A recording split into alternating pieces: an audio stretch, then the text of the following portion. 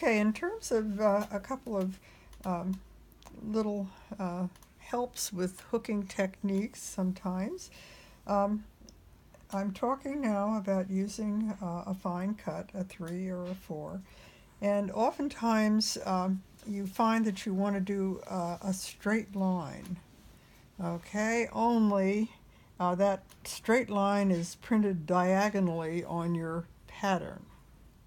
It's easy to go straight when you're going right down through the weave of your backing. But suppose that straight line was, let me just show you here. I'm going to draw a straight line on that. This is the backing, so it doesn't matter. Suppose you had an oriental rug and you were doing something like this, and you had to do that straight line. However, it's going to be difficult to make it straight when you're going to have to sort of zigzag between holes in your backing. For instance, you get something that looks like this, and you see one loop is out far, and the other, you're not getting a straight line by going. It's a worm, not a straight line. Okay, now, not to panic. When you're using a narrow cut, all you do is the next row that you do, whether it's this shade or another shade. All right, I'm going to start here where I started with the single loop. Now, I'm going to push this loop that's way out there in by hooking in the same hole. Oh, wow. And that's going to push it over there. Now suddenly you've got a straight line. Whoa. Yes, yes. That's See, tricky. and I'm going to go down here. Now this one's sticking out, so I'm just going to hook in that same hole, and it pushes it right into line. Yeah, if that was a different color, it Yeah. would look straight. Yeah. Yep. Very cool. Mm-hmm. So this line suddenly has become very straight. Yeah, yeah. Okay, that's one technique. Let's see. Okay. Is that burlap or is that This is linen. Linen. Okay, now there are a lot of good backings. The natural fibers, linen and cotton, are the two that come to mind. I like linen because the term I would use, it has a hand to it, and used to hear people saying that about cloth. It meant it was sturdy. It kind of kept its shape. And I started hooking on burlap in the 70s because that's all there was. And that had a hand to it. It was rather stiff, sturdy material. So when I hooked, years ahead of that into the 80s, then linen and cotton came on, and that was much better because burlap begins to disintegrate. In dampness, it will rot. A lot of these old rugs don't, have a life expectancy of maybe 100 years. I mean, that's a lot, but if you're hooking something that you want to be an heirloom, you're not going to do it on burlap. Okay, so we copy the patterns. I had an old burlap pattern. This is an old pattern. Had been originally hooked on burlap when that's all there was. So having bought it on burlap, I had a dear friend who copied it for me. That's a little time consuming, a lot time consuming, and she offered to do that. But you first copy it onto something called crack stop. It stops cracks in walls. Plasterers use it. If you got a wide crack in the wall, you put crack stop over it and then plaster, and you've got a nice smooth surface. Whereas if you don't, you've got still the impression of a crack. So anyway, the beauty of crack stop is that it's slightly tacky. So it'll stick to the surface, but it does not leave a residue. So in past years, when people first started copying patterns onto a better backing, they used netting, like frou-frou dress netting, ballet dancer netting stuff that you could see through. But it slid all over the place. So to put that on top of an old pattern and trace it, it's moving. No matter what you do, you've got that. to deal with, other than say tacking it so with sewing stitches on top, all that stuff. So when some bright eyes discovered crack stop in the hooking world, that was big, because you could put it on top of the old pattern. It's very loosely woven. You can see through it. You can trace something onto the crack stop. Pull up the crack stop. It hasn't left a residue on your old pattern or will on your new backing. Put it down on a piece of linen and go over it.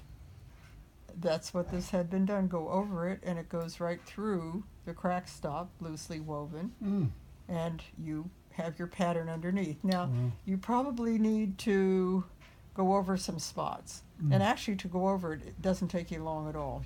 Just the black pen, and you're just going over things quickly. When I've done it myself, sometimes what I would do is the area I was working on, I would go over that so that I didn't have to sit down and do the whole rug or something. But I've also found that I had better keep that old pattern within hand's reach, because now we have copied it onto crack stop, and then we've copied it on to another backing, and sure as shooting, you're going to come up against something like I have right here. I've got these geranium flowers to do, and of course when I look at them I'm saying, okay, that's a whole 5-petaled little geranium blossom, but this is weird here. So maybe that was supposed to be background. Anyway, I quickly look at the original pattern and I say, oh yeah, that should have been just a petal here and this background. And then I'm looking at these things and I'm not quite, well, okay, here you've got the center of a 5-leaf flower, and that looks pretty good. And that one looks good. This one with a little alteration will be fine. But I've got something up here that's weird. I'm looking for 5 petals. All right, well, yeah, that's getting really weird, because there's something up here that looks like it's under one, which makes this probably a 5-petal one with a little alteration. But then again, I've got one here, so I'm, where is that original pattern? And get it straightened out, and it almost always is, on the original one. And then of course you've got the original pattern on burlap, which I bought amazingly enough long ago for $5. Now, if this had been reprinted by the person that owned it, today it would be over probably around $100 for the pattern on linen. Okay, so times have changed. Anyway, I've got the old pattern, and I say to myself, I don't want to destroy this, because really they aren't at present and haven't been for the past 7 or 8 years reprinted by the person that owns them. Now, it's against the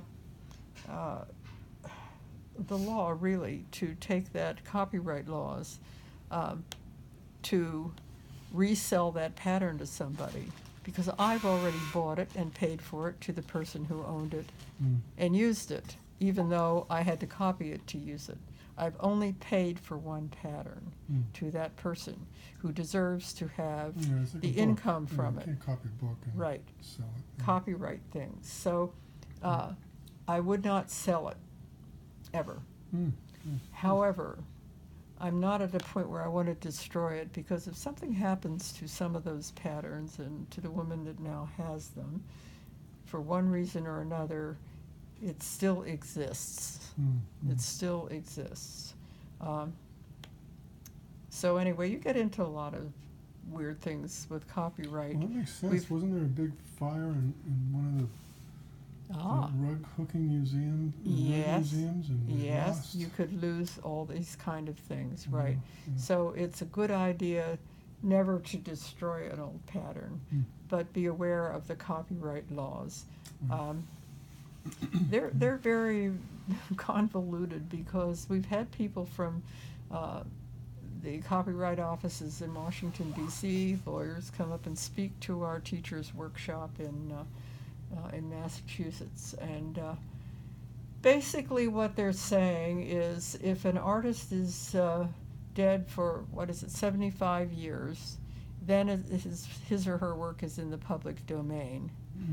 But for instance, Klimt, I could use one of his, which I'd love to, and I've had a pattern made for it, of the kiss. Okay, I took a picture of this. No, it was a different one I took a picture of. Take that, you know. Anyway, let me put it this way. If I had taken a picture of the kiss in a museum with my camera, I could reproduce a part of that painting, maybe the top part or whatever, you know, because it is my picture. If I buy a card in the museum of a picture of that artist's work, now it's the property of the people who took the picture of the picture and reprinted it. So, you know, as I said, it really gets kind of crazy.